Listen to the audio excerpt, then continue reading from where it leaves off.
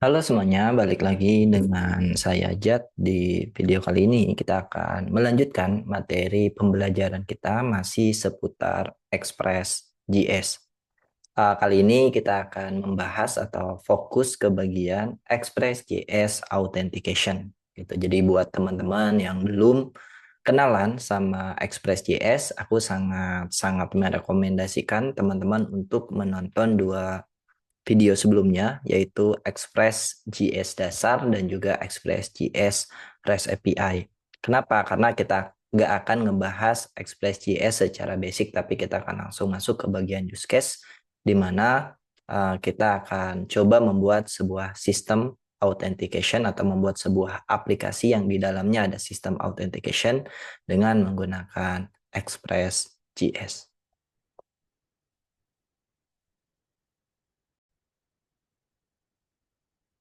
Oke, kalau teman-teman merasa udah kenal sama Express.js-nya, teman-teman bisa langsung lanjut atau kita belajar bareng untuk membahas atau mempelajari autentikasi di Express.js. Ada beberapa hal yang perlu teman-teman siapkan untuk memulai pembelajaran kita kali ini. Apa aja yang perlu teman-teman siapkan? Yang pertama, tentunya di sini teman-teman harus sudah menginstal Node.js di komputer teman-teman atau di mesin teman-teman. Buat teman-teman yang belum install Node.js-nya, silahkan teman-teman kunjungi website dokumentasi daripada Node.js-nya di nodejs.org. Teman-teman bisa masuk ke bagian download, lalu di sini di bagian bawah teman-teman juga bisa pilih sesuai dengan OS yang teman-teman gunakan. Ini yang pertama, teman-teman. Jadi, teman-teman harus siapkan Node.js-nya terlebih dahulu. Kalau teman-teman mau mastiin apakah Node.js-nya udah terinstall atau belum di komputer teman-teman, teman-teman bisa jalankan perintah node minus version. Nanti kalau misalkan udah terinstall, biasanya dia akan merespon versi berapa Node.js yang terinstall di komputer kita. Nah, kalau udah ada Node.js, biasanya ada npm juga, teman-teman ya. Jadi ini biasanya satu paket npm.node.js. Kalau teman-teman mau mastiin juga npm-nya udah terinstall atau belum, teman-teman bisa mengetikkan perintah npm minus version. Nanti ada versi npm, versi berapa npm yang terinstall di komputer kita. Oke, ini Node.js yang terinstall di komputer saya di versi 22 dan untuk npm-nya di versi 10, teman-teman. Oke, itu yang pertama yang perlu teman-teman siapkan. Dan yang kedua adalah di sini teman-teman uh, juga perlu menyiapkan database MySQL. Kebetulan di pembelajaran kali ini, database yang akan kita gunakan adalah database MySQL. Buat teman-teman yang belum install atau belum mempunyai database SQL, MySQL, silakan teman-teman pergi ke website dokumentasi daripada MySQL itu sendiri di mysql.com. Lalu teman-teman masuk ke bagian download. Lalu di sini masuk ke bagian download now. Nah, nanti di sini silahkan teman-teman sesuaikan dengan OS apa yang teman-teman gunakan ya. Ada untuk Linux, ada untuk juga Mac OS, dan juga ada untuk Windows gitu teman-teman ya. Oke, buat ngecek apakah teman-teman udah menginstal si MySQL-nya, teman-teman bisa masuk ke bagian terminalnya, lalu ketikkan perintah MySQL version, nanti dia akan memberitahu versi berapa MySQL yang terinstall di komputer teman-teman. Kalau belum, nanti biasanya komennya tidak dikenali ya. Silahkan teman-teman install dulu. Nah, kebetulan saya install versi 9 dan saya menginstalnya via Homebrew. Kebetulan saya menggunakan macOS. Jadi buat pengguna macOS, teman-teman juga bisa install si MySQL-nya ini via Homebrew. Nah, dua hal itu silahkan teman-teman siapkan dulu. Yang pertama Node.js, yang kedua adalah MySQL untuk database-nya. Nanti kalau teman-teman perlu GUI-nya di sini untuk ngecek datanya udah sesuai dengan yang teman-teman harapkan atau enggak. Kebetulan aku menggunakan data Grip untuk database GUI-nya. buat teman-teman. Kalau mau pakai yang lain juga boleh ya, ada Beaver dan lain sebagainya untuk database GUI-nya. Oke, itu aja yang perlu teman-teman siapkan sebelum memulai pembelajaran kita kali ini. Oke, setelah semuanya siap, teman-teman, di sini kita akan coba ngebahas apa sih yang akan kita coba bahas di video ini. Jadi, seperti yang sudah aku mention sebelumnya bahwa kita akan coba belajar membuat sebuah sistem autentikasi di aplikasi yang kita buat dengan menggunakan Express.js. Nah, kita akan belajar mulai dari setup, terus kita akan coba membuat migration, seeding, mungkin seeding nggak perlu kali ya, nanti kita akan coba langsung dari register aja. Terus masuk ke bagian register, kita akan coba meregistrasi usernya, terus masuk ke bagian login, dan yang terakhir adalah yang akan kita bahas, kita coba membuat sebuah route atau path atau fitur yang kita proteksi, yang dimana hanya user yang sudah login yang bisa mengakses route atau path ini, teman-teman. Jadi kalau misalnya dia belum login, harusnya dia tidak boleh masuk ke path atau fitur ini. Jadi kurang lebih ini yang akan kita coba bahas ya, mulai dari setup, migration, terus ke register, login, dan juga coba kita buat sebuah root yang kita proteksi. Untuk tabelnya sederhana, teman-teman. Di sini kita nggak ada relasi seperti yang di video sebelumnya. Jadi kita akan bermain-main dengan satu table ya. Di sini nama tabelnya nanti user, teman-teman. Terus fieldnya juga kita sederhanakan, ada name, terus ada email, dan juga ada password ya, teman-teman ya. Untuk apa namanya, loginnya nanti kita akan menggunakan email dan juga password ya untuk sistem loginnya. Nah, untuk metode yang akan kita gunakan juga nggak banyak, teman-teman, cuma dua. Di sini kita akan menggunakan metode post dan juga get ya. Postnya itu nanti kita gunakan untuk register dan juga untuk login. Untuk getnya ini kita akan coba bikin root yang kita proteksi untuk mengambil informasi user yang sedang login. Nanti kalau dia udah login, nanti keluar informasi usernya. Tapi kalau misalkan dia belum login, harusnya kita tolak untuk mengakses path atau root profile. Nah, jadi kurang lebih ini yang akan kita coba bahas di video kali ini dalam materi Express Authentication.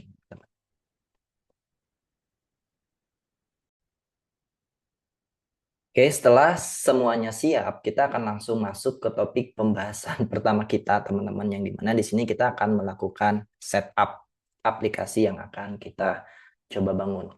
Nah, di sini teman-teman silakan masuk ke bagian terminal atau text editor yang teman-teman biasa pakai.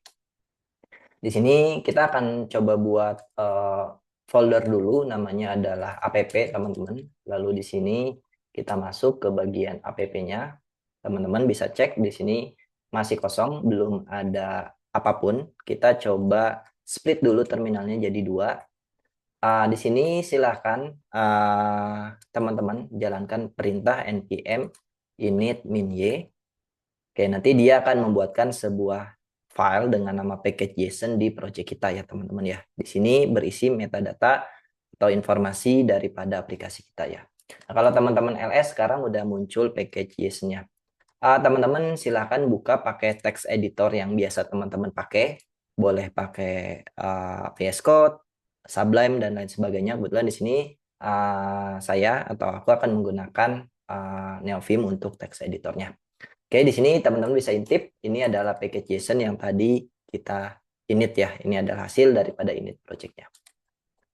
Oke, kalau udah aku clear, lalu di sini kita akan coba buat aplikasi Express sederhana, teman-teman, dengan mengkopikan si kode ini dari dokumentasi Express-nya, expressjs.com ya, teman-teman ya. Ini kita coba setup dulu aplikasi Express-nya. Di sini harusnya namanya bebas sih. Mungkin kita kasih nama app.cs aja, teman-teman. Terus di sini kita paste. Oke, kalau udah di sini kita install dulu si Express-nya, teman-teman. npm install Express ya. Tadi kita lupa harusnya install dulu Express.js-nya, baru kita tulis kodenya. Nah, di sini kalau teman-teman lihat di bagian package JSON-nya belum ada dependensi apapun yang kita gunakan di dalam aplikasi kita. Oke, kita akan menjalankan komen yang ini teman-teman untuk menginstal Express.js di project kita. Oke, udah terinstall di sini. Kalau teman-teman lihat sekarang ada dependencies ya, ada property dependencies yang dimana dia ngasih tahu bahwa aplikasi kita dependent ke package atau library Express.js gitu teman-teman. Oke, Express.js-nya udah keinstall. Selanjutnya yang akan kita lakukan adalah kita akan coba merunning aplikasi kita ya teman-teman. Kita akan coba running aplikasi kita. Di sini aku akan jalankan pakai node --watch. Terus di sini namanya adalah nama filenya app.js. Oke, dia ngasih tahu bahwa aplikasinya sudah running di port 3000. Sekarang kita coba akses. Terserah teman-teman mau di browser boleh, mau di Postman juga boleh, atau HTTP klien lainnya. Nah, di sini kebetulan aku udah buka Postman, jadi aku akan menggunakan Postman karena nanti kita akan melakukan pengecekan endpoint yang kita buat menggunakan Postman ini. Silahkan teman-teman buka dulu Postman-nya. Yang belum punya Postman silahkan di-download dulu Postman-nya. Di sini aku akan coba langsung hit http://localhost 3000. Oke, kalau teman-teman intip sekarang ada tulisan Hello World. Ini dari mana? Ini berasal daripada sini teman-teman ya. Kita punya pet slash, lalu kita akan mengembalikan sebuah pesan atau message Hello World ketika pet ini diakses gitu. Sekarang kita akan coba tambahkan edited. Dia akan nge-refresh karena kita tadi pakai --watch untuk komennya, jadi setiap ada perubahan otomatis auto reload. Kita balik lagi ke Postman teman-teman di sini. Nah, sekarang teman-teman bisa lihat Hello World edited gitu teman-teman. Oke, itu dia untuk setup pertama kita, yaitu menginit projectnya, dan yang kedua adalah menginstal Express.js dengan mengetikkan komen atau perintah ini teman-teman, dan yang berikutnya adalah copy kode yang ada di sini. Terus teman-teman buat file dengan nama bebas, sebenarnya di sini aku kasih namanya pp.js. Nanti teman-teman bisa jalankan dengan komen npm --watch not --watch lalu nama filenya gitu. Nanti kalau udah ada tulisan example app ini dari sini, kalau ada tulisan ini udah muncul di terminal teman-teman, artinya dia udah ngasih tahu bahwa aplikasinya udah running, dan teman-teman bisa langsung tes. Kalau metodenya get bisa di browser, atau kalau mau di Postman juga boleh. Itu dia untuk setup pertama kita, teman-teman. Oke, berikutnya yang akan kita lakukan adalah kita akan coba menyiapkan database-nya terlebih dahulu, teman-teman ya. Di sini aku udah buka sebuah database GUI menggunakan data grid, teman-teman. Kalau teman-teman pakai yang lain, boleh-boleh aja. Di sini sebenarnya kita akan coba membuat sebuah database baru ya, teman-teman ya. Di sini aku akan buka query console-nya. Di sini teman-teman, aku akan coba buat sebuah database baru. Nah, kalau teman-teman intip di sini, aku coba refresh. Database-nya baru ada satu, namanya Block Express. Nah, di sini kita akan coba buat database baru, teman-teman ya. Dengan mengetikkan comment create database, lalu nama database-nya adalah misalkan express underscore out misalkan ya. Oke, kita jalankan. Oke, dia ngasih tahu harusnya udah berhasil. Di sini kalau teman-teman lihat express out-nya udah kebuat ya teman-teman ya. Jadi di sini kita udah berhasil membuat sebuah database yang bernama express out. Ini belum ada tabelnya sama sekali teman-teman. Kenapa? Karena database-nya baru saja kita buat. Di sini kalau teman-teman expand, ini nggak muncul apapun. Kalau yang atas di sini udah kasih tahu nih ada table apa aja. Oke, Di sini yang bagian bawah yang express out ini karena baru dibikin jadi belum ada table apapun, jadi masih kosong. Nah, di sini sebenarnya kita baru buat database-nya, nanti kita akan lanjutkan ke bagian lainnya. Jadi di sini silahkan teman-teman bikin dulu database-nya. Kalau udah dibikin, kita akan lanjut ke bagian lainnya dan akan kita gunakan database ini untuk aplikasi kita.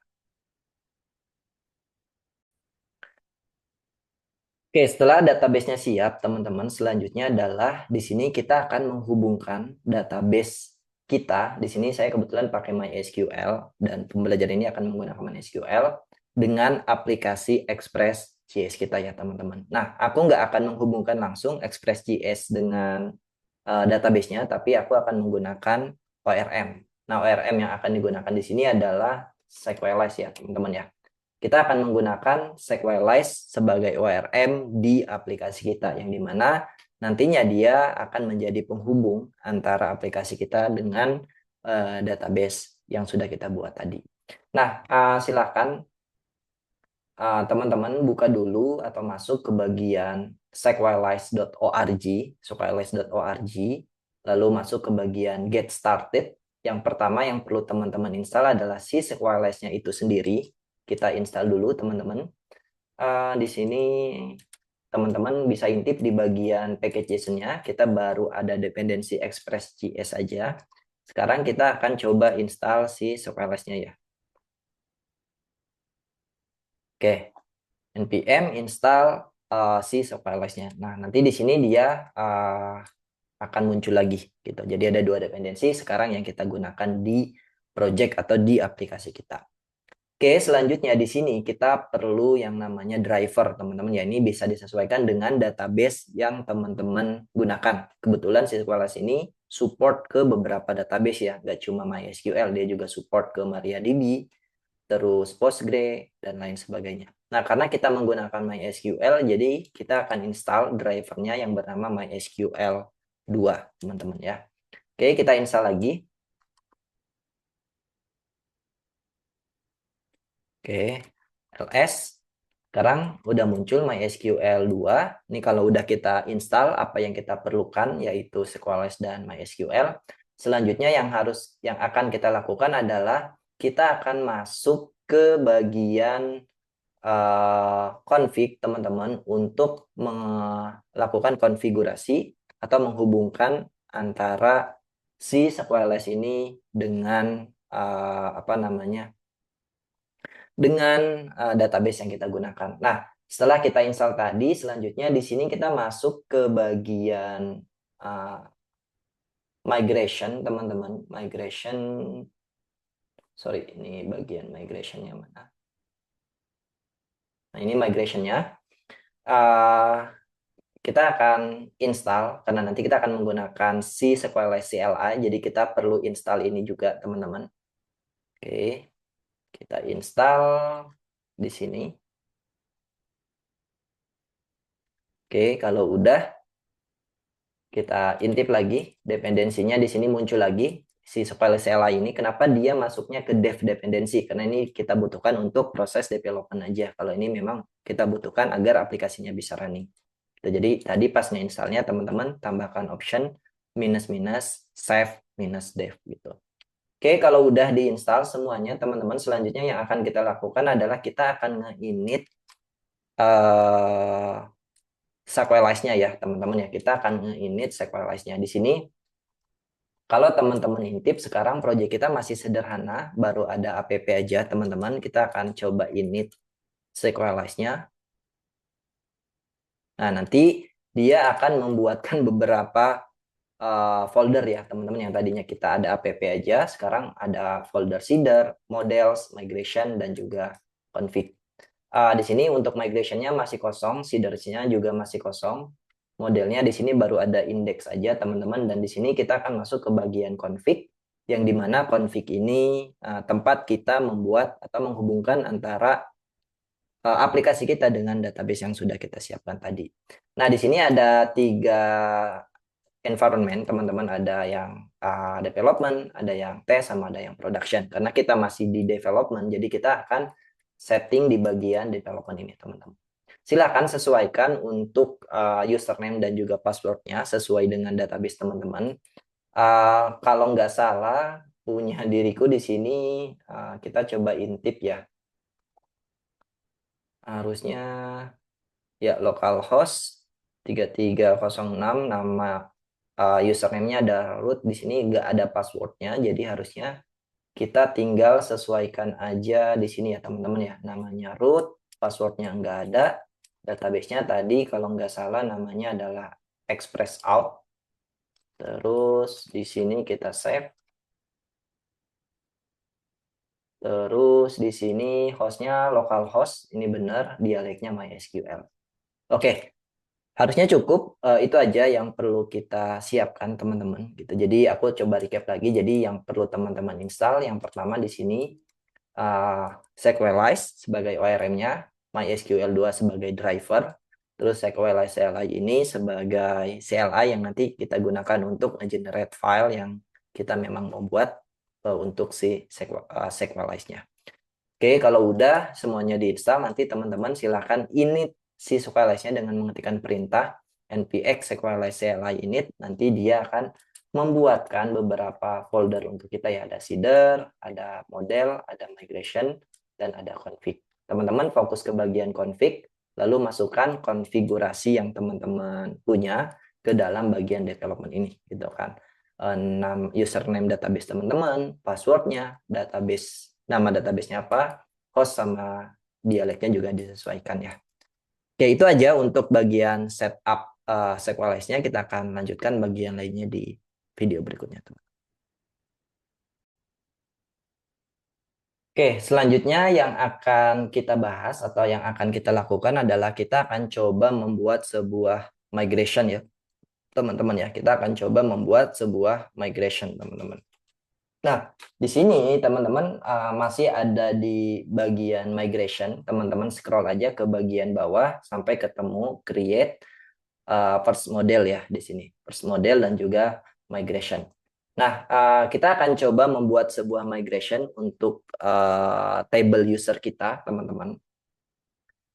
Di sini teman-teman bisa jalankan komen ini. Oke. Nah, untuk atributnya bisa teman-teman sesuaikan. Kalau teman-teman mikir ini terlalu panjang, boleh teman-teman buat satu atribut dulu, nanti bisa disesuaikan dengan kebutuhan teman-teman. Oke, di sini aku akan jalankan si komennya itu di bagian sini, teman-teman. Oke, sebelum aku jalanin itu, mungkin teman-teman penasaran ya, ini aplikasinya ada error atau enggak. Kita coba tes dulu. Make sure bahwa aplikasinya masih running. Ya, aplikasinya masih running, teman-teman. Nggak ada error, walaupun kita udah nge-init si Sequelize-nya. Oke, di sini kita akan sesuaikan dengan kebutuhan ya. Kebutuhan kita apa? Tadi di sini kalau tidak salah, kita udah melakukan membuat sebuah skema. Di sini ada ID, name, email, dan juga password ya. Berarti di sini mungkin kita name dulu aja yang kita set. Seperti di sini. Nah, ini komennya. Kita coba baca dulu teman-teman ya. Kita akan membuat atau mengenerate sebuah model. Namanya user. Di sini bisa disesuaikan nama modelnya teman-teman. Lalu di sini atributnya adalah ada name.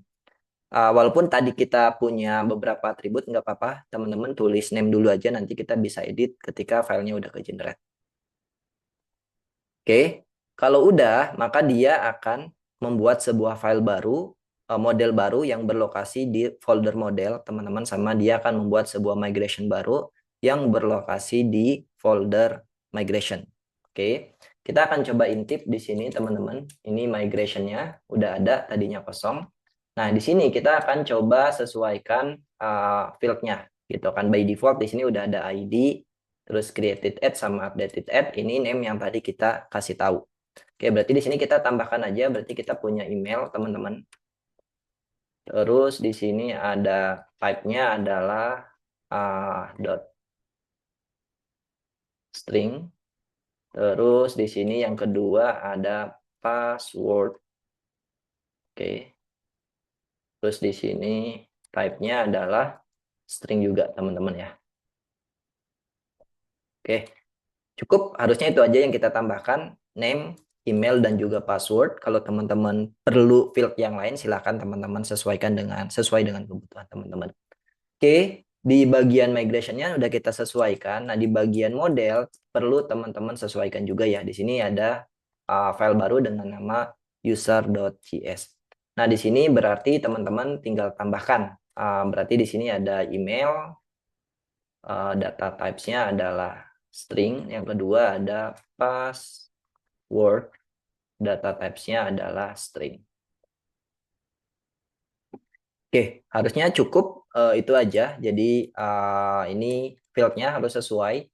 Kalau di sini ada 3, itu kan berarti nanti di bagian migration. Kalau di migration ada 3 field, ini yang custom. Kalau yang ID, created add, sama updated add, ini kan default ya teman-teman ya. Ini yang custom ada 3, berarti di bagian modelnya kita harus kasih tahu juga bahwa kita punya 3 field di database gitu. Oke, kalau udah kita sesuaikan untuk migration dan modelnya, selanjutnya yang akan kita lakukan adalah kita akan coba merunning si migration-nya dengan mengetikkan perintah ini, teman-teman. npx sequelize-cli db.2 migrate. Kita copy dan kita make sure bahwa di sini memang belum ada table apapun, teman-teman ya. Ini belum ada table apapun.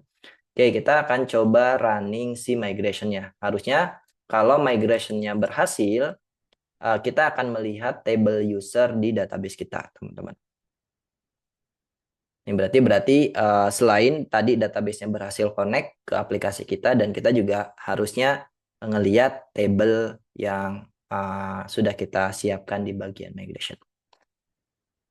Oke, berhasil kebuat teman-teman di sini. Konfigurasinya dia menggunakan konfigurasi yang ada di file config.json, which is yang ini teman-teman. Ini udah kita sesuaikan. Lalu di sini dia berhasil memigrasi satu migration ya, namanya create user. Kalau teman-teman lihat di sini, nah ini migrationnya. Oke, kita akan coba intip di bagian database apakah sekarang sudah ada tabelnya. Yes, sudah ada table. Nah, yang bagian sequelize meta ini teman-teman abaikan aja, ini kebutuhannya nanti dipakai oleh dia.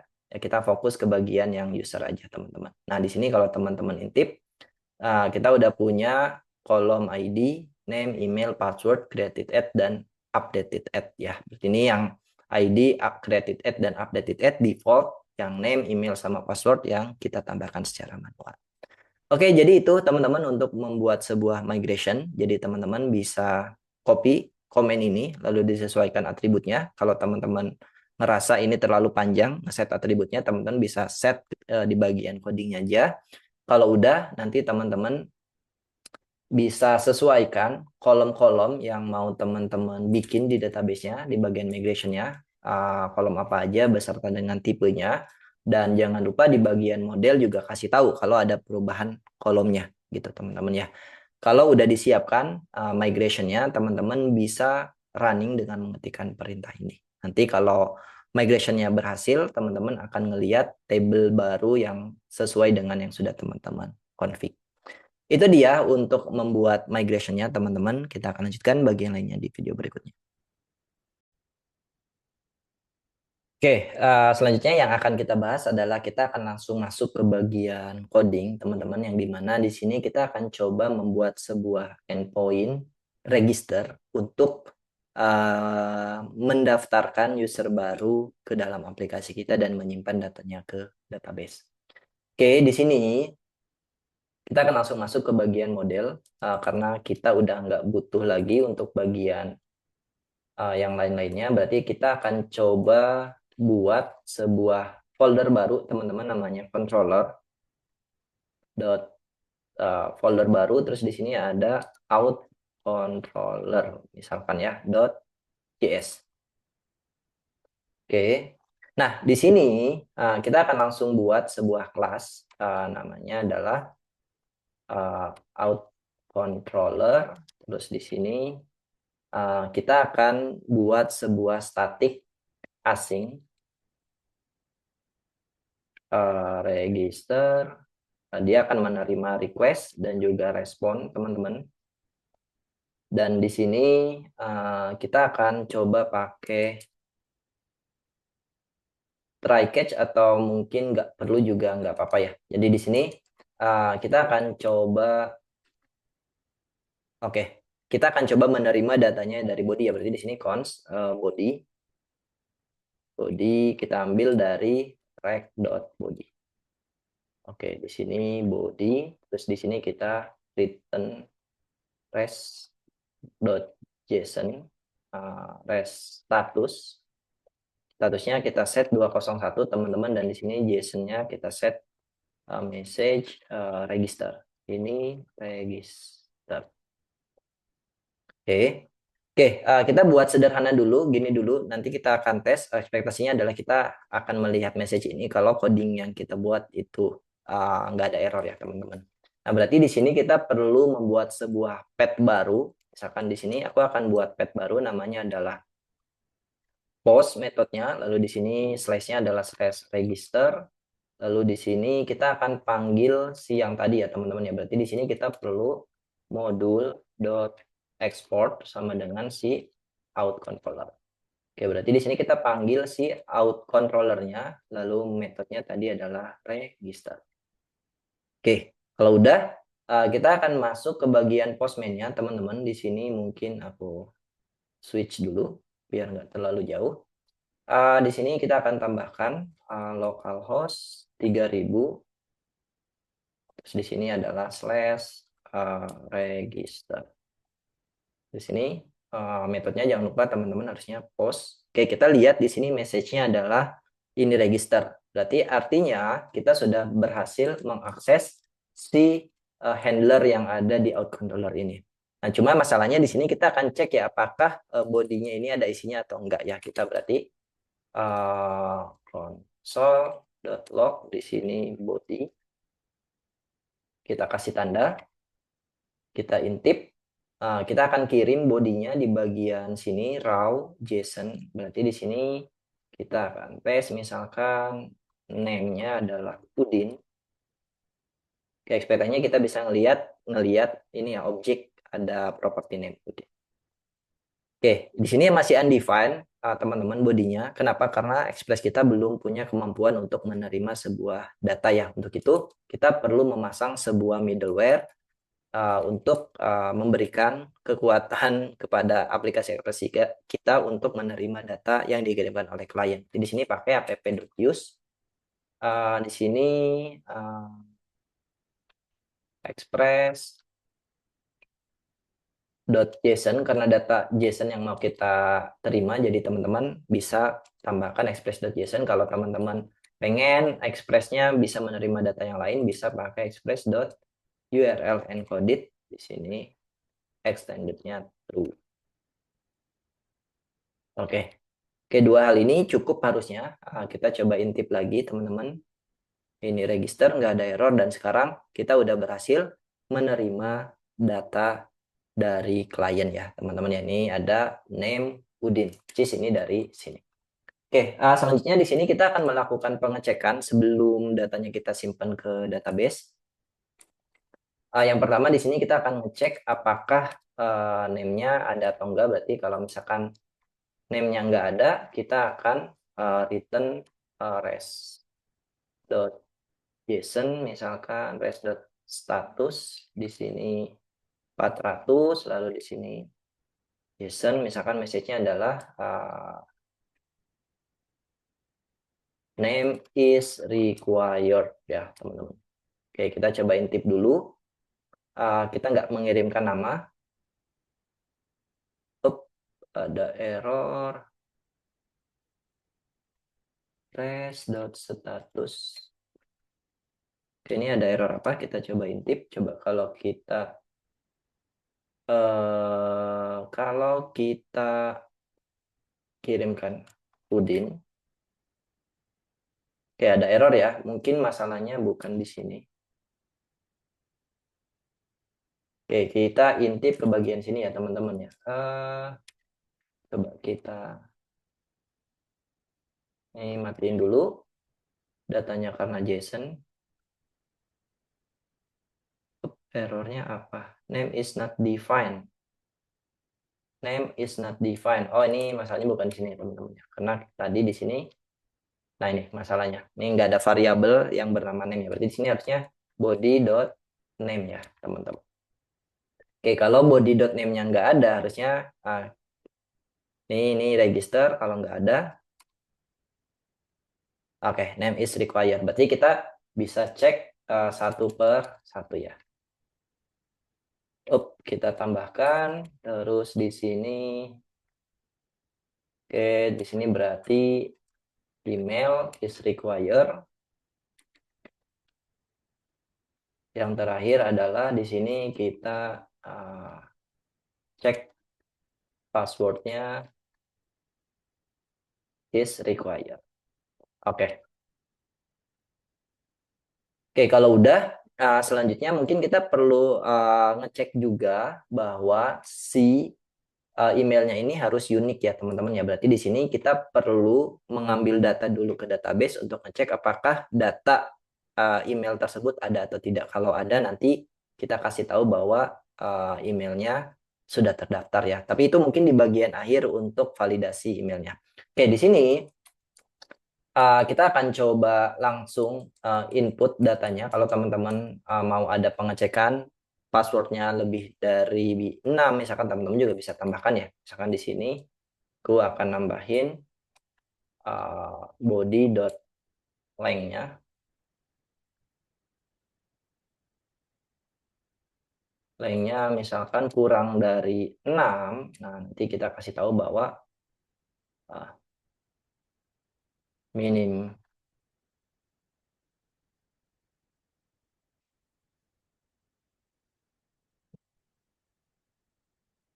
ini password 6 gitu ya, gitu.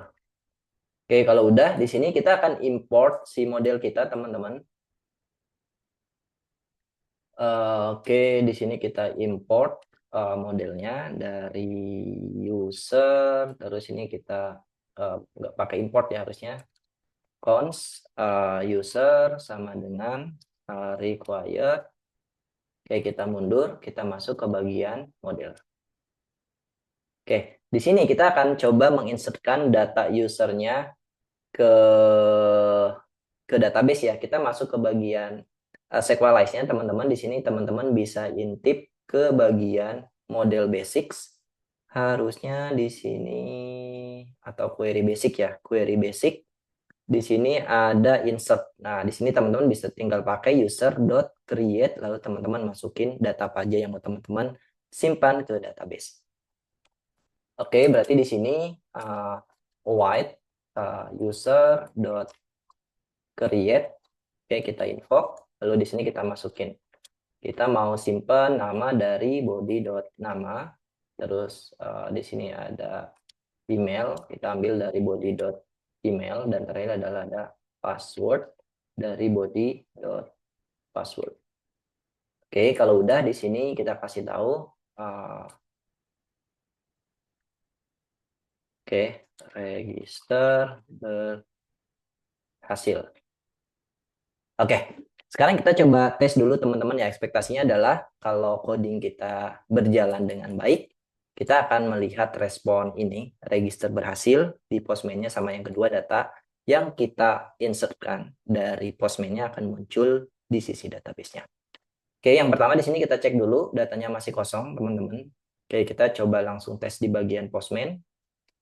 Berarti di sini name-nya adalah Udin, lalu di sini passwordnya, emailnya adalah udin@mail.com dan yang terakhir adalah ada password rahasia, teman-teman. Oke, kita tes. Password is required. Oke, di sini typo ya. Case-nya harusnya 2. Password minimal 6. Harusnya itu udah 6 ya. Ini kurang dari 6 berarti ya. Password length-nya berarti ya kurang dari 6.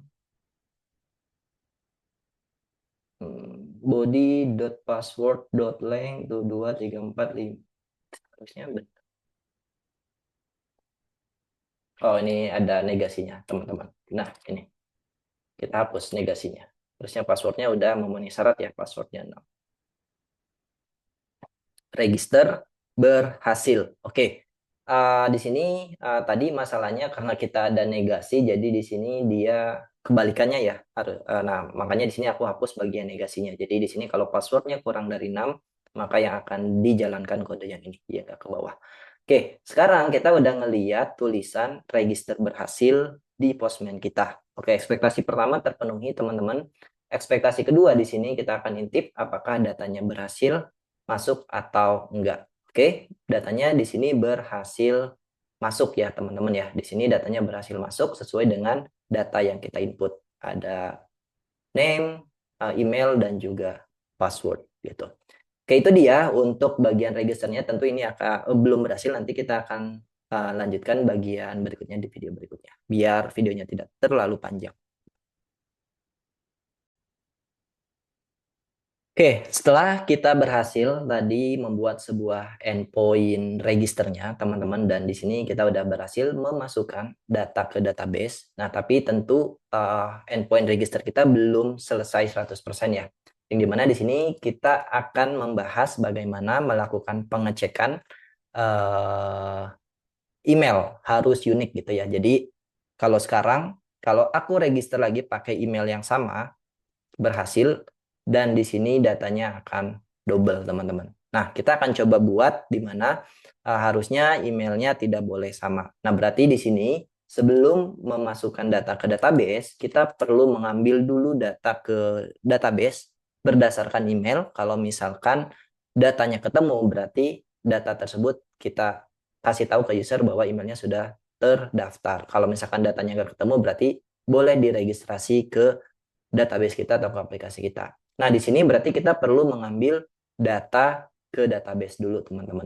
Nah, gimana caranya? Kita lihat ke bagian dokumentasi si SQLite-nya. Teman-teman bisa masuk ke bagian simple queries. Di sini bisa pakai find all, teman-teman. Kalau teman-teman mau make sure, bisa juga pakai find one ya, gitu ya, find one. Nanti teman-teman masukin aja where-nya apa gitu. Nah, misalkan di sini ini find all berarti ngambil semuanya, kita pakai find one aja. Where berarti di sini nanti where-nya apa. Kita kan mau where-nya berdasarkan email. Oke, berarti di sini kita coba const user sama dengan void, berarti di sini user.find one gitu kan, teman-teman. Kita info, kita masukin query-nya. Berarti di sini where-nya apa, teman-teman? Where-nya adalah, ini nggak perlu harusnya. Kita hapus. Where-nya adalah berarti email.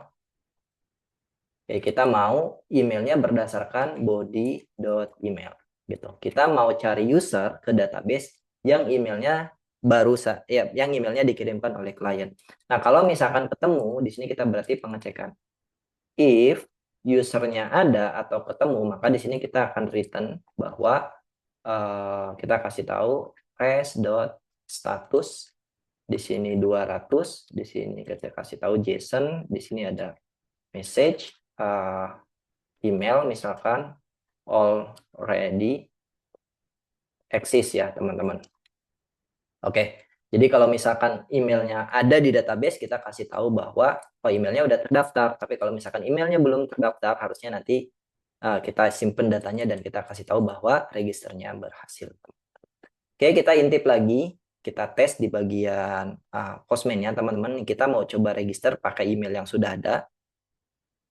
Oke, ini berhasil ya validasinya. Email already exist gitu. Kita intip di bagian database-nya, harusnya datanya nggak nambah, teman-teman, masih 2. Oke, sekarang kita coba register pakai email yang baru, misalkan namanya Kosasi. Di sini Kosasi emailnya. Oke, Kosasi, terus emailnya kosasi@mail.com harusnya. Kalau validasi kita benar, email ini bisa didaftarkan. Kenapa? Karena kita di database belum punya email yang emailnya adalah kosasi@gmail.com. Kita tes lagi, teman-teman, di sini. Register berhasil, kita intip, dan di sini datanya udah masuk, dan kalau kita register pakai yang Kosasi, harusnya nggak bisa, email already exist. Nah, jadi itu dia untuk melakukan pengecekan apakah datanya atau emailnya. Kalau teman-teman pengen bikin pengecekan kalau kita mau bikin fitur email itu harus unik, berarti sebelum nge-insert teman-teman perlu ngambil dulu ke database berdasarkan emailnya. Kalau datanya ketemu, teman-teman kasih tahu bahwa emailnya sudah ada. Kalau enggak, baru teman-teman simpan datanya ke database.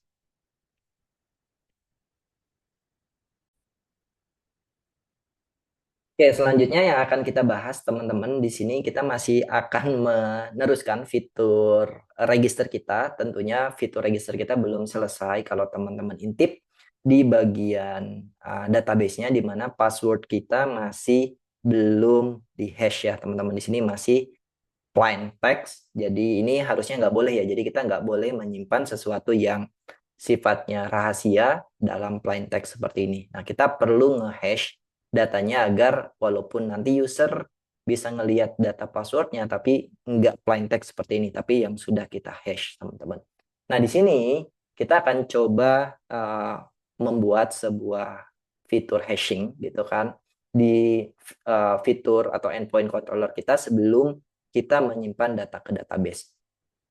Nah, di sini kita perlu package tambahan namanya Backcrypt.js, teman-teman. Kita akan menggunakan Backcrypt.js untuk proses hashingnya ya, teman-teman ya.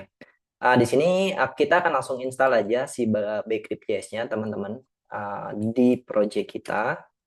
Oke, sebelum kita install, di sini teman-teman bisa intip. Ini dependensi yang kita punya, kita install.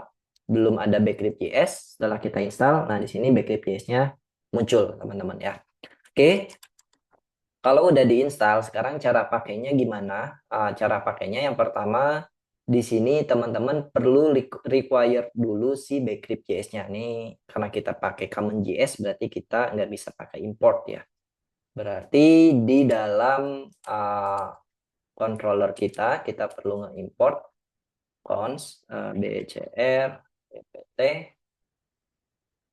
sama dengan require di sini Backcrypt.js. Oke, kalau udah, selanjutnya yang akan kita lakukan adalah di sini teman-teman di sini bisa nge-hashing. Ada yang namanya backcrypt.hashing. Ini hash password yang mau teman-teman hash. Lalu di sini saltnya ya ini bisa pakai ini, bisa juga enggak ya. Oke, ini kita copy aja ininya, kodenya teman-teman. Berarti di sini sebelum kita menyimpan data ke database, nah kita perlu dua kode ini, teman-teman. Berarti di sini kita masukin aja password yang mau kita hash, which is dari body.password. Nah, berarti nanti yang kita simpan ke database bukan lagi password plain text-nya, tapi yang kita simpan adalah si hash password-nya, gitu teman, atau hasil hash-nya ini ya. Oke, sekarang kita coba register lagi, kita tes lagi fitur registernya. Ekspektasinya adalah di database kita nggak lagi ngelihat tulisan rahasia, tapi sesuatu yang sudah kita hash ya teman-teman dengan menggunakan si Backcrypt.js-nya. Di sini kita akan tes karena kita udah ada validasi, kita harus pakai email yang lain teman-teman. John. Register berhasil. Sekarang kalau kita intip di database-nya teman-teman, nah passwordnya nggak lagi rahasia, tapi passwordnya adalah sesuatu yang sudah kita hash ya teman-teman. Nah ini angkanya atau karakternya Jibris ya teman-teman ya. Ini karakternya random hasil hash dari si Backcrypt.js-nya gitu. Jadi harusnya datanya lebih aman ya teman-teman, karena password ini sesuatu yang sensitif, jadi kita perlu hashing. Oke, jadi aku recap lagi. Yang pertama, di sini kita perlu ngeinstal si Backcrypt.js-nya dengan mengetikkan perintah ini teman-teman, install npm install Backcrypt.js. Kalau udah terinstall di komputer teman-teman, selanjutnya teman-teman bisa require si Backcrypt.js-nya. Lalu yang kedua, teman-teman bikin salt dan teman-teman tinggal hash data yang mau teman-teman hashing. Misalkan di sini contohnya adalah password, pakai hashing, terus di sini dia akan mengembalikan data hasil hash-nya dan data itu yang kita simpan ke database gitu teman-teman. Sehingga kalau teman-teman intip di database datanya nggak lagi plain text tapi datanya hasil hash-nya gitu. Itu dia untuk fitur registernya harusnya sudah aman teman-teman. Jadi di sini fitur registernya kita udah validasi untuk datanya, terus kita udah validasi juga passwordnya minimalnya berapa, dan kita juga udah validasi emailnya harus unik, dan di sini passwordnya juga udah kita hash ya teman-teman. Itu dia untuk bagian registernya teman-teman. Kita lanjutkan bagian lainnya di video berikut. Oke, setelah kita berhasil membuat sebuah fitur register, selanjutnya yang akan kita bahas adalah bagaimana membuat sebuah fitur login di aplikasi Express JS kita ya teman-teman. Nah, di sini kita akan langsung masuk ke bagian contoh kodenya teman-teman. Jadi harusnya secara logik agak mirip-mirip teman-teman untuk yang login ini. Jadi kita buat dulu static async di sini namanya login, misalkan dia nerima rec sama res sama aja. Terus di sini kita akan nerima data dari body rec.body. Terus ini karena mirip-mirip, jadi kita mungkin akan menggunakan logic yang sama ya, email sama passwordnya. Di sini kita ambil validasi email sama passwordnya. Terus di sini yang berikutnya adalah kita akan coba mengambil data dari database berdasarkan emailnya dulu. Kita nggak bisa mengambil data ke database berdasarkan passwordnya. Kenapa? Karena passwordnya ini sudah kita hash ya teman-teman ya. Jadi di sini kita akan ngambil datanya dari ke database teman-teman. Const user sama dengan white, berarti di sini user dot find one. Oke. Ini sama kayak tadi. Berarti di sini kita pakai where. Where-nya adalah email sesuai dengan yang dikirimkan oleh user ya, berarti body.email. Terus di sini mungkin kita coba return dulu. Di sini res.status 200, di sini JSON message-nya login berhasil. Oke, di sini kita ada pengecekan dulu teman-teman. Kalau misalnya usernya nggak ketemu, berarti kita pakai negasi ya. Usernya nggak ada, di sini kita akan nge-return res.status berarti 401 unauthorized ya. Di sini JSON-nya yang mau kita kembaliin adalah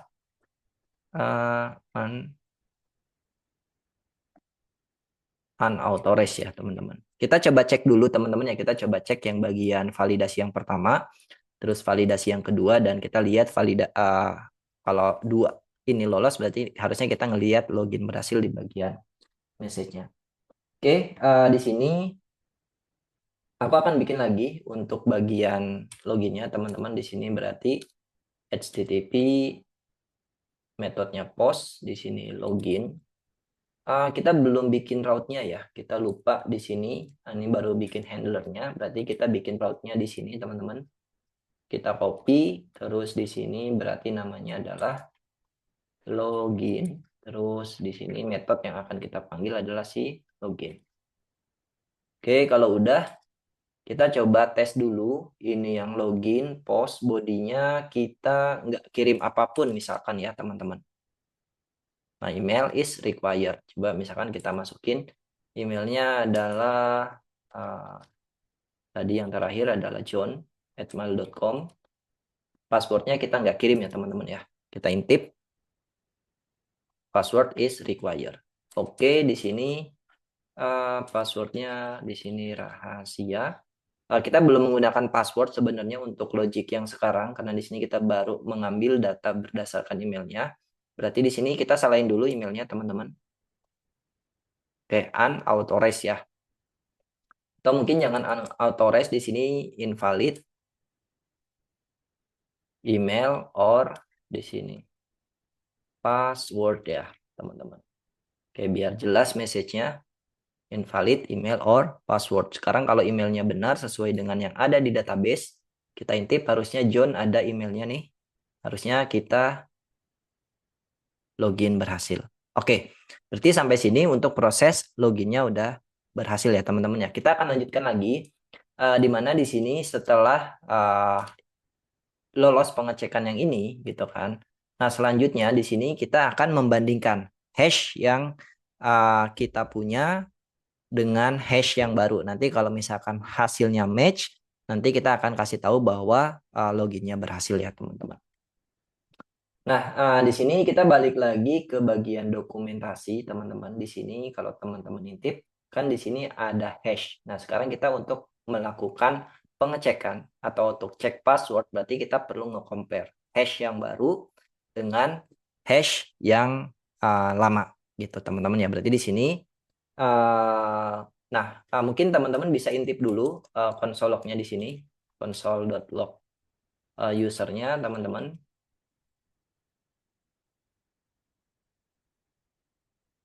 Oke, karena kita butuh password, harusnya passwordnya udah keambil ya di sini. Nah, ini udah keambil passwordnya, jadi kita bisa pakai untuk nge-compare. Berarti di sini yang harus kita lakukan adalah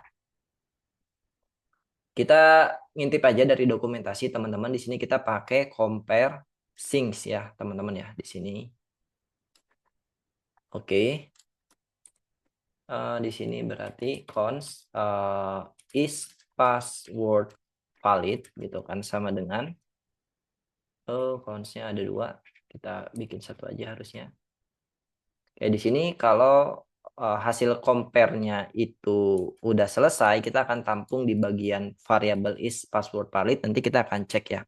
Misalnya di sini berarti dia butuh password yang lamanya, dan di sini kita password yang plain-nya, dan di sini kita akan coba masukin hasil hash-nya ya. Kalau teman-teman intip di bagian sini, ini password yang plain-nya, dan ini adalah hasil hash-nya ya. Jadi di sini kita masukin data password yang dikirimkan oleh klien, which is di body.password.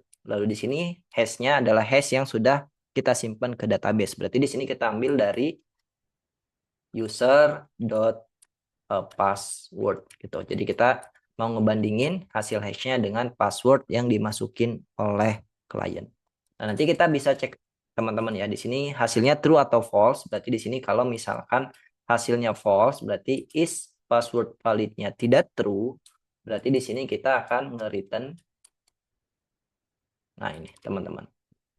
Message yang sama ya, invalid, email atau password. Nah, teman-teman jangan spesifik ngasih taunya, biar nanti yang coba-coba akunnya nggak tahu ini yang salahnya di mana, di password atau di email. Maka di sini message-nya tetap samain ya, invalid, email atau password.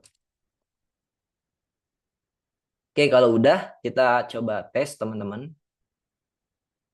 Oke, login berhasil karena passwordnya benar. Sekarang kalau misalkan passwordnya kita salahin, rahasia, nah invalid, email atau password. Nah, jadi seperti itu untuk melakukan pengecekan apakah passwordnya itu benar atau tidak. Yang dimana di sini passwordnya karena udah di hash, jadi untuk pengecekan passwordnya kita nggak bisa sesederhana ngambil ke database gitu teman-teman ya. Jadi di sini kita perlu bandingin karena kita nge-hashnya pakai bcrypt, jadi ketika kita mau melakukan pengecekan apakah passwordnya benar atau enggak, berarti kita perlu pakai bcrypt lagi. Nah, di sini kita pakai metode yang namanya compare string, lalu masukin plain passwordnya yang dikirimkan oleh klien, dan kita bandingin dengan hash yang kita punya di database. Nanti dia akan mengembalikan boolean true atau false di variabel ini. Nanti teman-teman bisa cek aja. Kalau hasilnya false, kembaliin ini invalid, email atau password. Nah, kalau kita benerin,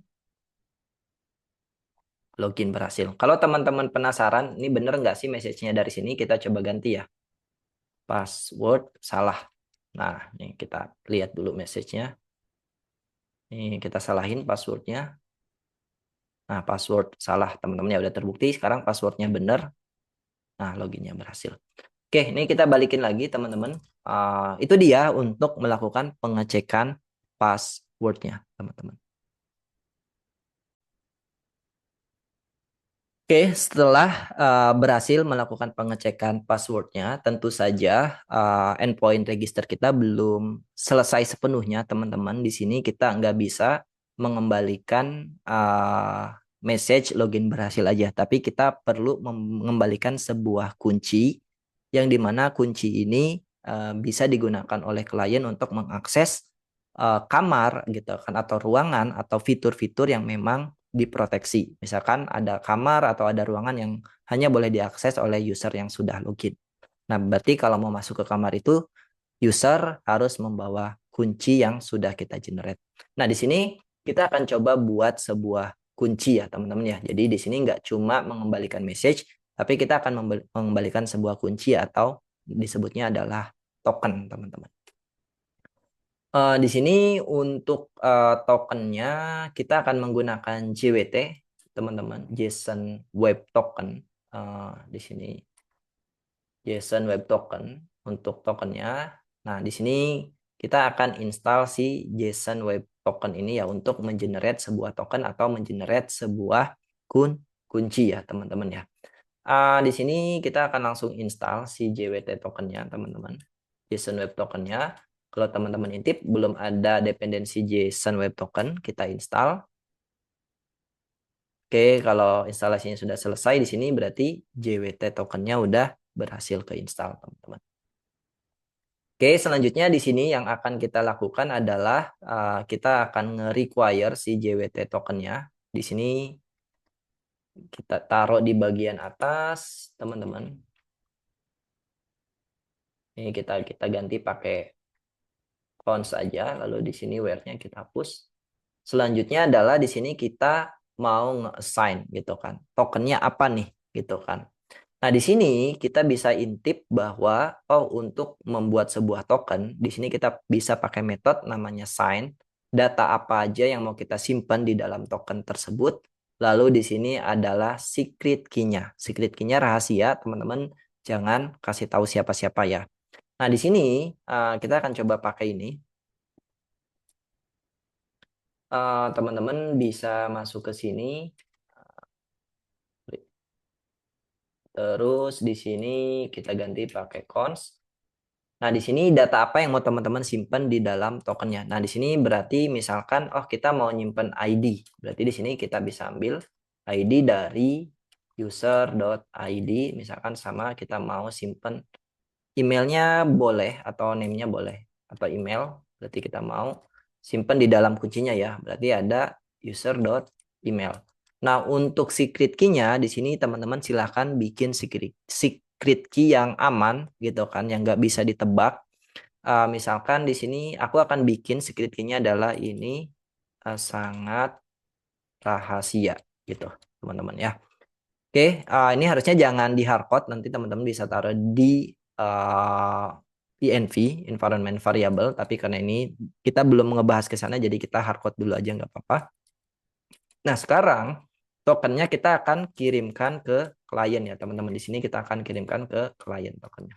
Nah, jadi ketika loginnya berhasil, si klien akan menerima sebuah kunci yang dimana kunci tersebut bisa diakses, bisa digunakan untuk mengakses fitur-fitur yang memang memerlukan autentikasi ya, teman-teman.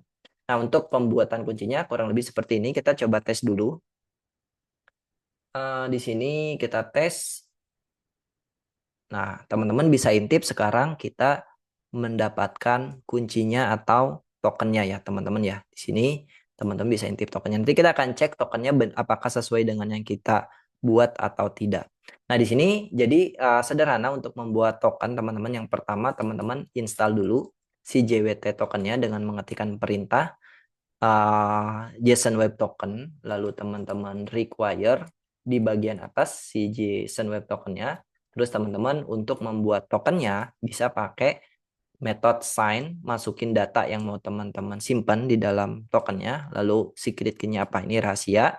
Nanti hasilnya akan berbentuk sebuah token, dan kalau teman-teman login nanti dapatnya adalah sebuah token. Nah, token ini bisa kita cek juga teman-teman di sini jwt.io.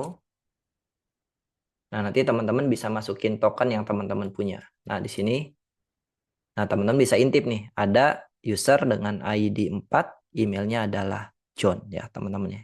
User ID 4, emailnya adalah John. Oke, kalau kita coba register dengan email yang lain, misalkan Jane di sini namanya adalah Jane. Kita register, berhasil, dan kita login. pakai Jane, berhasil login, dan kita coba cek lagi tokennya. Harusnya di sini kita bisa intip data di dalam tokennya. Nah ini, ID-nya 5, emailnya adalah Jane, sesuai dengan yang di database harusnya teman-teman ya. Jane ID-nya 5, emailnya adalah jane@mail.com. Oke, berarti proses loginnya udah berhasil dan proses generate-nya udah berhasil ya teman-teman. Yang dimana kita udah mengembalikan sebuah token dan di dalam tokennya ada informasi ID sama email. Sama ini adalah issued at ya teman-teman. Ini by default dari si JWT-nya. Oke, itu dia untuk proses pembuatan token ya teman-teman. Nanti token ini akan kita gunakan untuk apa namanya, untuk proses autentikasi.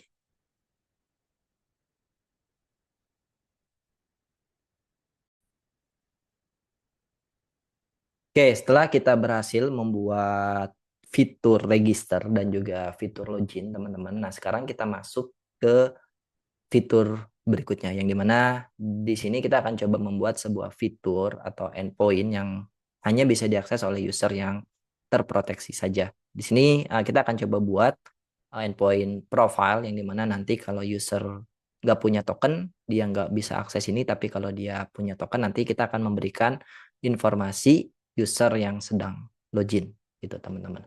Nah di sini kita akan bikin lagi rootnya di sini app.get teman-teman, namanya adalah /profile, sorry, profile, terus di sini outcontroller.profile. Ini belum ada datanya, harusnya error.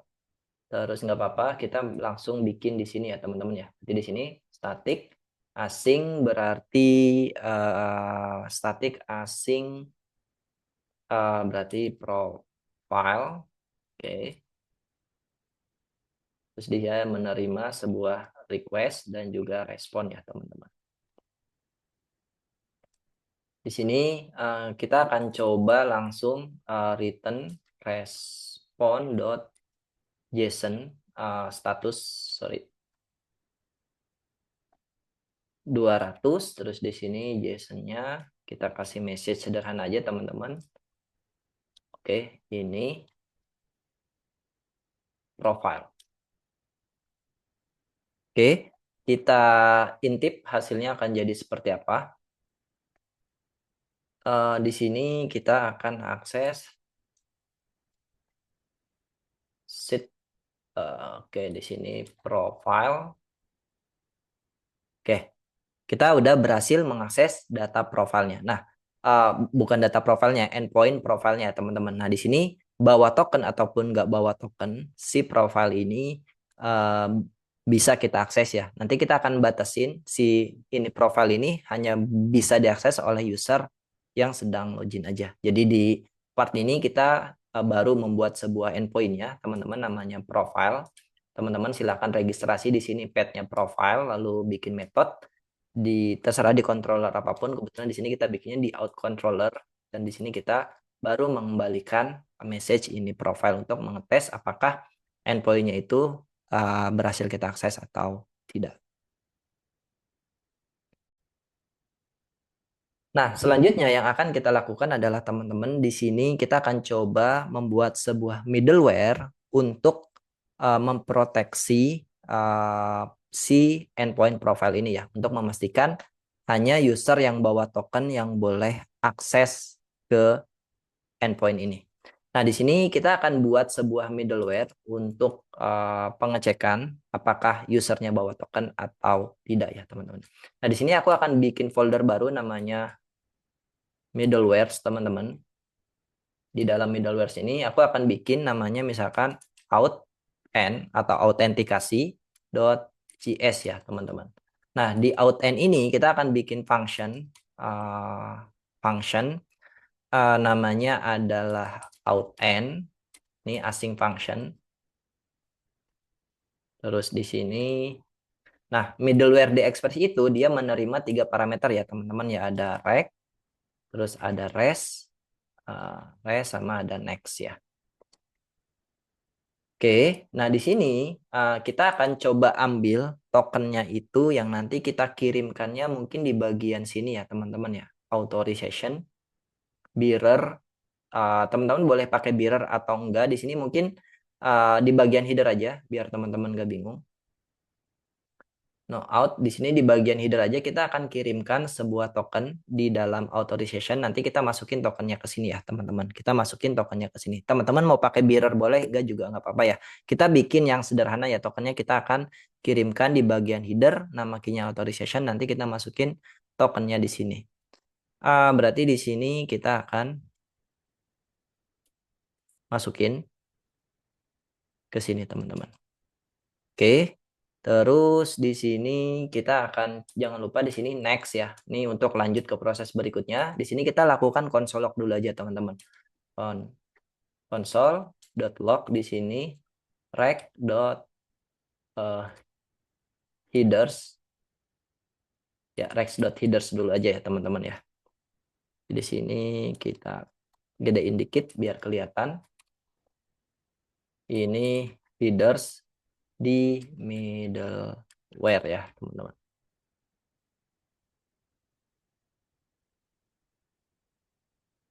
Oke, kalau udah sekarang middleware-nya itu kita akan coba pasang di bagian uh, path atau di bagian root yang memang kita mau proteksi ya. Nah, karena kita mau proteksi di profile, nanti kita akan pasang si out end-nya itu di bagian sini ya teman-teman ya. Berarti di sini si out end-nya itu biar bisa dipakai di file lain, kita perlu export ya. Modul.export sama dengan si out end-nya teman-teman.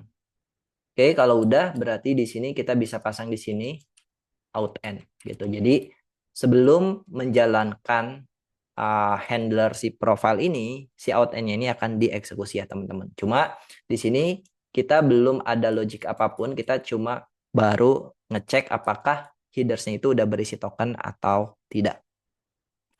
Oke, sekarang kita intip, nggak ada error, aman. Dan di sini teman-teman bisa lihat ya, ini authorization-nya teman-teman. Udah ada authorization-nya di sini tokennya. Nah, berarti di sini uh, kita bisa akses si authorization-nya ya. Berarti di sini const token sama dengan rec dot headers sama dengan di sini authorization ya.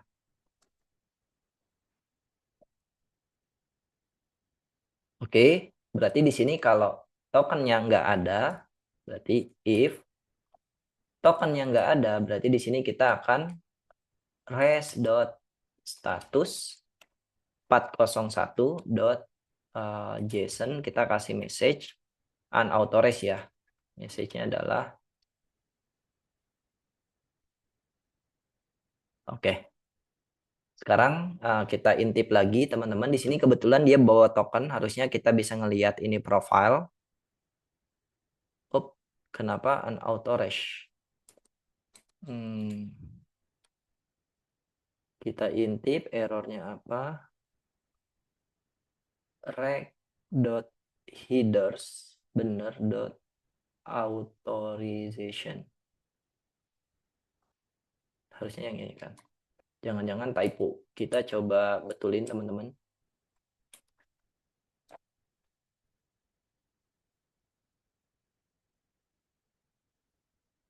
Oh, ini salah kondisinya ya. Harusnya kalau tokennya nggak ada unauthorized ya. Oke, tadi kurang negasi.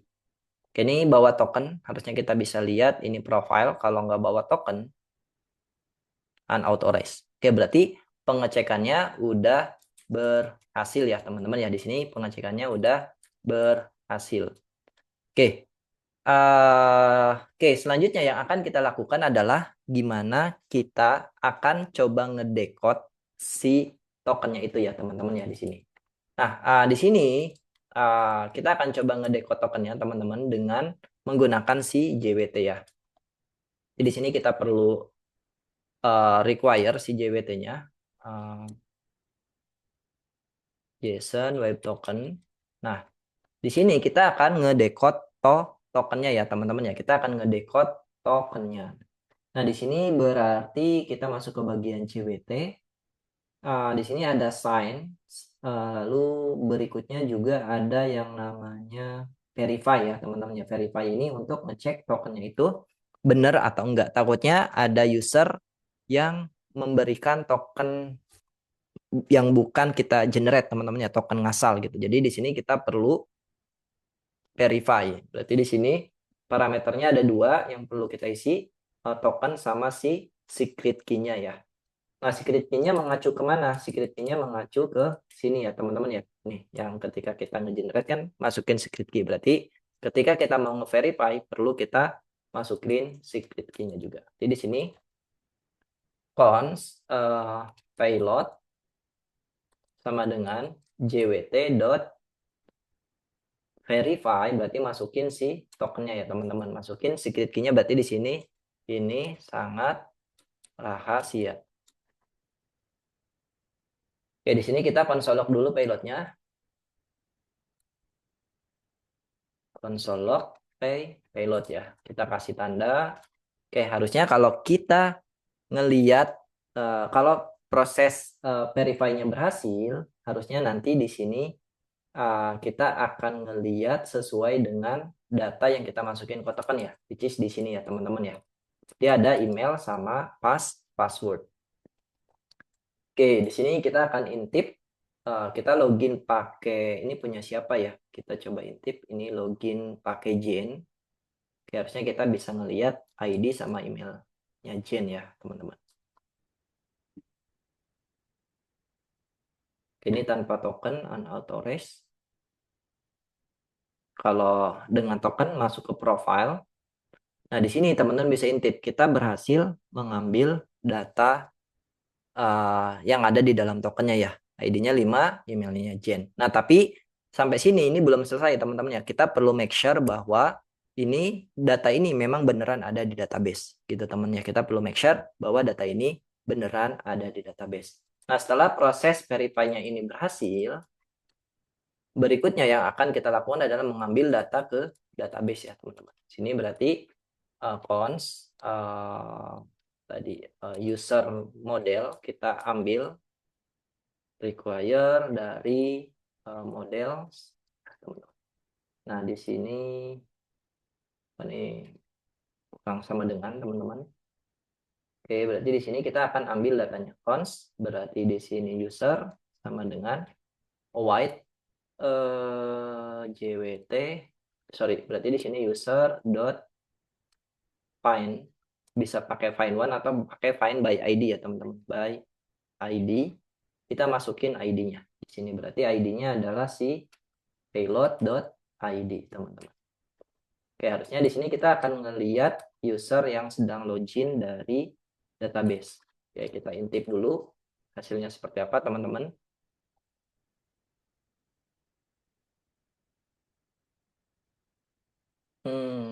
Nah ini kita perlu masukin ke sini ya teman-teman ya, try catch, karena ada kemungkinan error di sini. Error, oke, oke. Terus di sini kita console log errornya teman-teman. Errornya apa nih? Kita nggak tahu ya. Berarti di sini jangan lupa ini ya. Kita harus selalu pastiin nggak nge-crash ya. Di sini berarti kita perlu tetap ngirimin unauthorized. Oke, message errornya user find by ID katanya nggak ada ya teman-teman ya. Berarti di sini harusnya ada find by ID.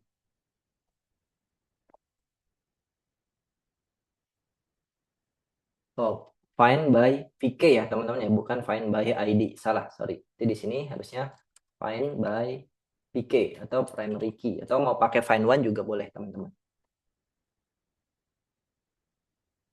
Ini profile berhasil, dan di sini teman-teman bisa intip datanya juga keambil ya. Ini benar yang sedang login ada di database kita, namanya Jane, emailnya ini, passwordnya ini, dia dibikinnya kapan dan seterusnya. Oke, berarti di sini kita bisa melakukan pengecekan ya. Kalau misalkan usernya nggak ada atau nggak ketemu gitu kan teman-teman. Berarti di sini kita bisa ini ya. Oke, berarti kalau ketemu kita harus ngapain? Berarti di sini kita mau sisipkan data user yang sedang login ke dalam request-nya. Berarti di sini rec.user sama dengan user, teman-teman. Oke, ini untuk proses middleware-nya ya, teman-teman ya. Agak sedikit panjang, nanti kita akan recap ya. Nah, selanjutnya di sini kita akan intip berhasil kalau nggak bawa token, nggak berhasil. Di sini unauthorized kalau bawa token berhasil. Nah, fungsi daripada si rec.user sama dengan user ini adalah kita mau menyisipkan data user yang sedang login ke dalam rec.usernya, teman-teman, ke dalam request-nya. Nah, sehingga di dalam controllernya kita bisa ambil user yang sedang login, informasi user yang sedang login. Berarti di sini kita kalau mau console log, di sini berarti ada rec.user ya. Ini adalah di controller. Oke, kita intip. Ini kalau nggak bawa token, unauthorized. Kalau bawa token, berhasil. Dan kita intip, ini data user yang sedang login di bagian controller. Gitu. Jadi, kita sisipkan data user yang sedang login di dalam request-nya. Nah, nanti kalau kita butuh data user yang sedang login, berarti kita tinggal ambil di di sini di rec.user ya, teman-teman. Ini belum kita pakai, nanti kita akan lanjutkan di bagian lainnya.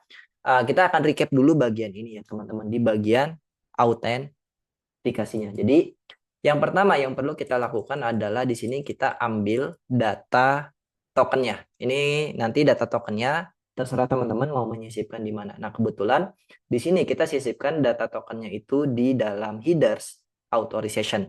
Sehingga kita bisa ambil, kita asumsikan datanya kita ambil di dalam authorization.header. Nah, nanti kalau dia nggak bawa token, kita kasih tahu bahwa request-nya itu unauthorized gitu. Kalau dia bawa token, kita juga cek gitu kan, apakah tokennya ini valid atau enggak sesuai dengan token yang dikirimkan oleh klien dan secret key yang kita punya. Nah, ini sesuai dengan ketika teman-teman nge-generate tokennya di bagian sini, teman-teman ya, ketika login gitu. Jadi ini harus sama dan ini harus teman-teman simpan di tempat yang aman, jangan sampai bocor. Oke, kalau pengecekan ini berhasil, kita juga akan melakukan pengecekan yang berikutnya. Takutnya dia bikin token bohong-bohongan. Nah, di sini kita perlu cek apakah data yang ada di dalam token, apakah ada di dalam database kita atau tidak. Kalau misalkan datanya tidak ada di dalam database kita, nah ini kebetulan kita carinya pakai find by PK. Kalau teman-teman mau cari pakai find one juga nggak apa-apa ya, teman-teman. Ini find by PK lebih sederhana. Kenapa? Karena kita punya ID kebetulan. Jadi cukup masukin ID aja. Nah, di sini kita melakukan pengecekan apakah usernya itu ada di database atau tidak. Kalau ada di database, lanjutkan. Kalau nggak ada di database, di sini kita akan ngasih tahu bahwa request-nya unauthorized. Kalau ada di database, berarti kita akan sisipkan informasi user yang sedang login ke dalam request-nya. Biar apa? Biar nanti bisa diakses di controller ketika butuh. Ini contohnya di sini, teman-teman. Oke, kalau prosesnya selesai, jangan lupa di sini ada next ya, biar lanjut ke handler atau ke proses berikutnya. Jadi next ini wajib di-invoke, teman-teman. Nah, di sini aku bungkus pakai try catch, jadi untuk menghindari ada error, dan kalau misalkan kita nggak mengembalikan apapun, nanti akan request-nya itu akan ngegantung, teman-teman. Jadi di sini aku akan bungkus pakai try catch ketika ada sesuatu yang error dan nggak kita handle. Di sini kita pastiin bahwa prosesnya unauthorized gitu. Nah, kalau middleware-nya itu udah berhasil teman-teman buat, nah selanjutnya tinggal teman-teman pasang si middleware-nya itu. Authn, kebetulan nama middleware kita namanya authn atau authentication. Teman-teman tinggal pasang di mana mau teman-teman gunakan. Misalkan di sini kita mau pasang dia di dalam profile. Jadi ketika ada request ke pet profile ini, si authn-nya ini akan jalan sesuai dengan logik yang sudah kita buat. Kalau lolos, maka akan dilanjutkan ke proses berikutnya. Nah, ini yang menentukan dia lanjut atau enggak adalah si bagian next-nya ini, teman-teman. Di bagian next-nya itu. Makanya di sini wajib kita invoke si next-nya. Oke, itu dia untuk yang bagian middleware-nya, teman-teman. Oke, setelah kita berhasil membuat sebuah autentikasi, teman-teman, yang dimana di sini kita udah bisa menerapkan kalau misalkan nggak bawa token, nah endpoint kita tidak bisa diakses, dan kalau bawa token, dia baru kita izinkan untuk mengakses si profile. Dan kita juga udah melakukan beberapa pengecekan, nggak cuma cek tokennya, tapi data di tokennya benar atau enggak, dan datanya itu apakah ada di database kita atau tidak. Nah, selanjutnya di sini yang akan kita bahas atau kita pelajari gimana kita menggunakan hasil autentikasinya, teman-teman, yang dimana tadi udah kita sempat bahas, kita menyisipkan informasi user yang sedang login di bagian request-nya. Sehingga di sini kita tadi udah sempat console log, kita bisa mengakses user yang sedang login di bagian rec.user. Rec.user gitu ya, teman-teman. Di sini ketika kita login pakai Gen, maka di bagian controller ada informasi Gen yang sedang login. Oke, kalau misalkan kita login pakai kredensial yang lain, misalkan di sini John, teman-teman. Oke, kita intip.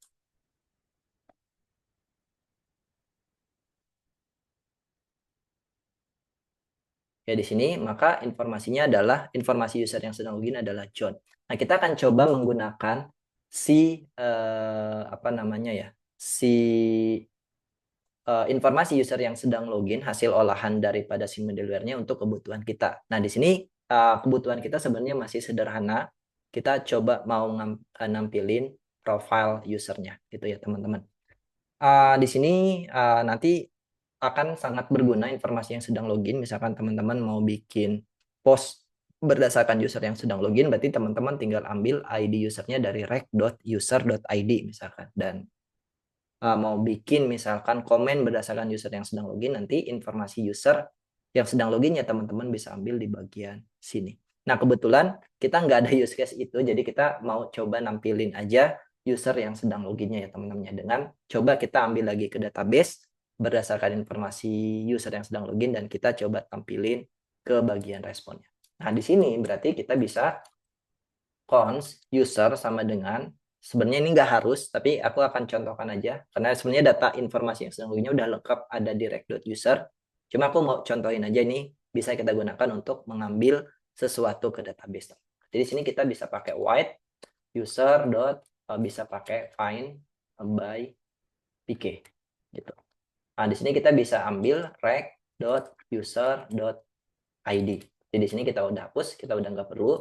Misal kita mau nampilin informasi user yang sedang login di sini ya, teman-teman.